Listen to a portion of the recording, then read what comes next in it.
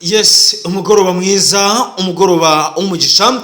Nshuti bakunzi bakundwa muryango mugari Rwanda Media Group Plus. Turagarutse kuri uyu mugoroba wa tariki 28 z'ukwezi kwa gatano mu mwaka wa 2025, aho tugiye kurebera hamwe amakuru bwino bwisa, amakuru acukumbuye, amakuru atatuye yuje ubutasi, politiki, umutekano na diplomasi kubikomeje kugenda abitangazwa. Ni David muri izi mikoro rwose, mboneraho n'umwanya wo kongera kubibutsa gukora subscribe, gusharinga, gukomentinga kugira dukomeze kugenda twagura uyu muyoboro mushyashya wa Rwanda Media Group Plus. Twihuse cyane turahera ku kibuga cy'imirwano akomeje kuba imiripuko hagati y'inyeshyamba za M23. Munyemerere aya makuru ndetse izi ngingo z'amakuru tuzihere ahazwi nko muri Sud Kivu. Abasirikare bagera kuri 3 b'inyeshyamba za M23 nyuma yuko babonye imirwano ikomeye cyane yahuje iki gisirikare cy'inyeshyamba za M23 Alliance Favre de Congo ndetse n'igisirikare cy'u Burundi ahazwi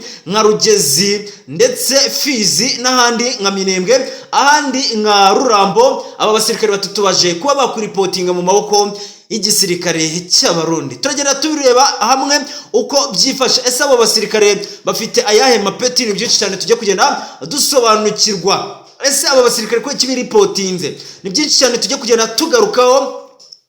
Sasa rero amakuru amwe atugezeho nuko ibitwaro karundura bikomeje kwimurirwa muri Nord Kivu nyuma y'inama ibaye ku munsi w'ejo tariki 27 z'ukwezi kwa gatanu mu mwaka wa 2025. Inama ikomeye cyane yahuje abayobozi b'ihuriro Alliance Favre de Congo ndetse n'inyeshyamba za M23 ndetse n'ibihugu bitera inkunga izi nyeshyamba za M23. Rero ku myanzuro ikomeye cyane yavuyemo nuko rwose ngo hemejwe yuko imirwano igomba kwimurirwa muri Nord Kivu. Tayari rero warikare yatangiye kuba isibaniro hagati y'inyeshyamba za M23 ndetse n'ingabo za Wazalendo. Turaza kurebera hamwe warikare aho imirwano ikomeye cyane, aho turize kunyarukira muri axe nka Rucuro aho bikomeje kuba ibiturika hagati y'inyeshyamba za M23 ndetse n'ingabo za Wazalendo. Ngwaye ikaze uzamura subscribe yawe, ngwaye ikaze usharinga, ukomentinga, asige dukomeze kugenda twibanira muri aya makuru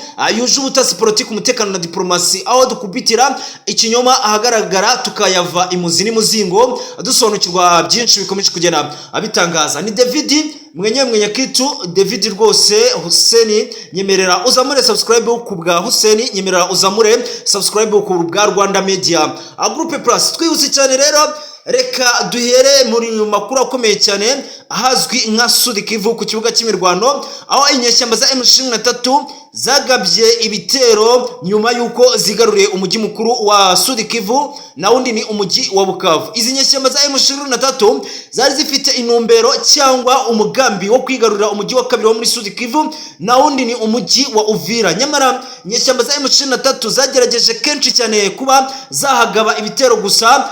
Witwa Perezida rwose Generali Neva akimara kumenya ko inyeshyamba za 23 zifite umugambi wo gufata Uvira zigafasha inyeshyamba za Red Tabara zigwanya leta y'u Burundi bakinjira i Bujumbura, witwa rwose Generali Neva yahise akora igishoboka cyose igisirikare cy'u Burundi cyose akimurira Uvira ndetse no ku mupaka uhuza RDC n'u Burundi. Rero igisirikare cy'u Burundi cyaje kuba cyananiza bikomeye cyane igisirikare cy'inyeshyamba za M23 ndetse n'ibihugu bitera inkunga iki gisirikare cy'inyeshyamba za M23 imaze amezi agera kuri 3 igerageza kwigarurira umujyi wa Uvira. Nyamara M23 nuko ngo yahuye n'igihombo gikomeye cyane kugeza ubwo yahatakarije abasirikare bakomeye cyane ndetse n'abasirikare boroheje benshi cyane, nkuko amakuru yagiye atugeraho natwe twagiye tuyabagezaho. Rero M23 kuri uyu munsi habaye operation ikomeye cyane ku gisirikare cy'Abarundi ndetse no ku gisirikare cya Wazalendo. Ni operation yakozwe guhera ku isaha ya mu gitondo, ubwo igisirikare cy'Abarundi cyakoze rwose cyitwa ngo ni ugusaka icyitwa umusirikare ku wundi, ahazwi nka Rurambo, ahazwi nka Rugezi, ahazwi nka Fizi utu duce igisirikare cy'abarundi gifatanyije na wazalendo bahakoze umukwabo ukomeye cyane kugeza ubwo n'umusirikare wa M23 wihishe mu mwobo yaje kuba yakurwamo. Abasirikare batatu b'inyeshyamba za M23 bakimara kubona ibibaye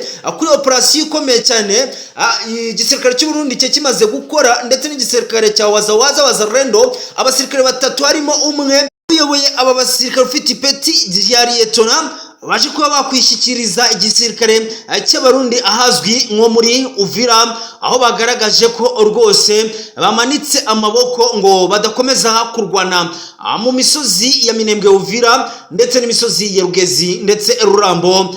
Rero abo baje bakwishyikiriza igisirikare cy'abarundi kuri operasiyo ikomeye cyane rimaze gukorwa ku isakwa rikomeye cyane yari maze gukorwa n'iki gisirikare cy'abarundi. Biravugwa yuko rero ubu magingo ya nyeshyamba za M23 nyuma yuko zirukanwe mu misozi ya Fizi, Rurambo, Rugezi ndetse n'ibindi bice byetandukanye, ubu ngubu bahungiye ahitwa ku kibuga cy'indege cya Minembwe ndetse abandi baherereye muri centre Minembwe nk'uko amakuru aturukayo akomeje kugenda abitangaza.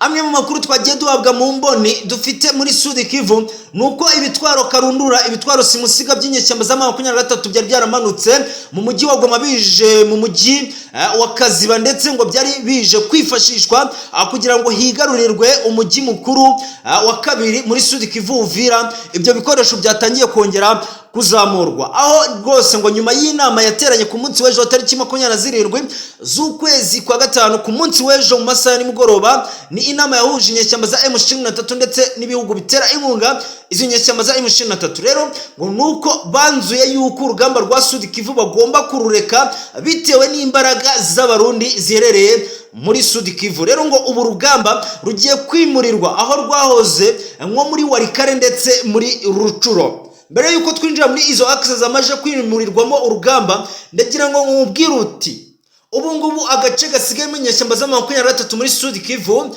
ni agace ka Minembwe ku kibuga cy'indege ndetse agace ka Kaziba na Ruwinja ndetse n'agace ka Bukavu nk'uko amakuru akomeje kugena abidutangariza. Rero ibi bikoresho nuko byamaze kuba byadeployingwa, byamaze kuba byazamurwa aho biri kwerekeza muri Nord Kivu ngo bigiye kwifashisha kugaba ibitero mu bice bya Nord Kivu, dore ko ngo rwose umurundi yazengereje igisirikare cya M23 muri Sud Kivu. Reka tunyeruke cyane ahakomeje kugenda imurirwa imirwano ya Sud Kivu ni mu bice bigiye bitandukanye, aho kuri uyu munsi wa tariki 28 z'ukwezi kwa gatanu mu mwaka wa 2025 hongeye kumvikana imirwano ikomeye cyane mu gace ka Warikare, aho ngaho ni muri Nord Kivu nk'uko amakuru aturukayo yagiye atugeraho. Mu gace ka Ikaroge rwose muri Warikare haje kumvikana imirwano ikomeye cyane, bivugwa yuko ari imirwano yaje ko yahuza ingabo za wazalendo ndetse n'ingabo z'inyeshyamba za M23 nk'uko amakuru aturukayo yakomeje kugenda abitangaza. Ati inyeshyamba za M23 zaje kugaba ibitero mu gace ka Karoge, mu gace ka Banamurema, mu itsinda rya Kisimba, mu gace ka Warikare, ubwo ni territoire ya Warikare mu majyaruguru ya Kivu nk'uko amakuru adusanze hano muri studio. Rero byaje kuba ibikomeye cyane aho inyeshyamba za M23 zaje gusohorwa muri aka gace ka Karoge, zisohowemo n'izi ngabo za wazalendo ziyemeje gucungura ndetse no kubohora ngo igihugu cya RDC nk'uko ngo babyiyemeje. Rero utu duce nuko M23 yaje ko yadusorwamo ubwo yakomezaga imirwano yayo mu midugudu igiye itandukanye, harimo umujyi wa Ngerere ndetse no mu bindi bice bigiye bitandukanye nka gace ka Iremya, aho ngaho ni muri Nord Kivu mu hazwi nk'iwarikare kabisa. Murumva ko M23 yamaze kwimura urugamba rwayo ahazwi nk'iwarikare, kandi hano muri uyu mujyi wa Warikare M23 nuko rwose atari ubwa mbere ugabyemo ibitero, ubwo iheruka kugabamo ibitero yaje guhuriramo n'akaga gakomeye cyane, yaje guhuriramo n'icyitwa abahimbu special force y'igisirikare cya RDC ikabarimagura rwose ikabasohoramo, aribwo biyemeje kugaba ibitero karundura, ibitero simusiga muri Sud Kivu ahazwi nk'umujyi mukuru wa kabiri muri Sud Kivu rwose Uvira. Rero M23 bikaba byayishobeye ahazwi nka Sud Kivu, ikaba yamaze kwimurira ibirindiro byayo ndetse n'imirwano muri Nord Kivu. Amagingo rero ibice nka Bambo, ibice nka Kishishe, nuko M23 ikomeje kuhatikirira cyane, aho M23 ikomeje kuhagaba ibitero bikomeye cyane, ibitero simusiga. Gusa ku ngabo za Wazalendo ziyobowe n'uwitwa Generali Dominique ndetse na Generali rwose Kigingi bakomeje gukora akazi gakomeye cyane ahazwi nka Rucuro, aho amakuru aturuka yavuga yuko abarwanya ba M23 imibiri yabo inyanyagiye mu gace ka Bambo ndetse na Kishishe, nk'uko amakuru akomeje kudusanga hano muri studio za Rwanda Media Group.